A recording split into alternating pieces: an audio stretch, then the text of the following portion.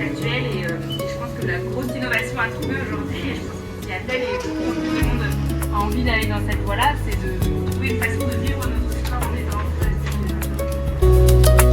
À Paris, au cœur du palais de Chaillot, tout près de la Tour Eiffel, après plusieurs années de fermeture, le Musée national de la Marine a ouvert ses portes récemment pour une nouvelle scénographie et c'est un petit bijou de modernité. Ce qui frappe immédiatement dès les premiers pas, c'est cette sensation d'immensité. On ne visite plus simplement un musée, mais on embarque pour une traversée.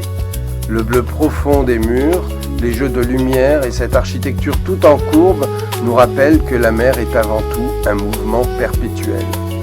Ce qui m'a séduit particulièrement dans cette nouvelle monture, c'est le travail remarquable de scénographie.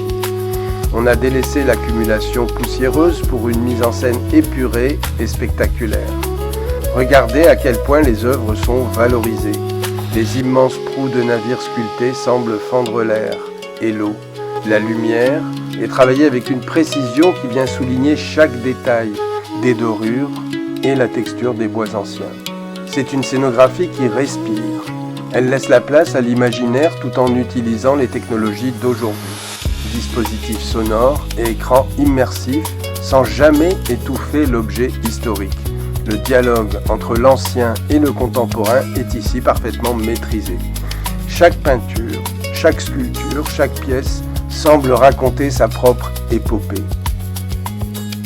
On ressent physiquement le lien entre l'homme et l'océan. La scénographie ne se contente pas de montrer, elle nous fait ressentir la force des éléments et l'ingéniosité des marins à travers les siècles. En résumé, ce nouveau musée de la marine est une escale incontournable, une réussite esthétique qui prouve qu'un patrimoine séculaire peut devenir d'une modernité absolue quand il est servi par un regard scénographique contemporain aussi inspiré. Bonne visite!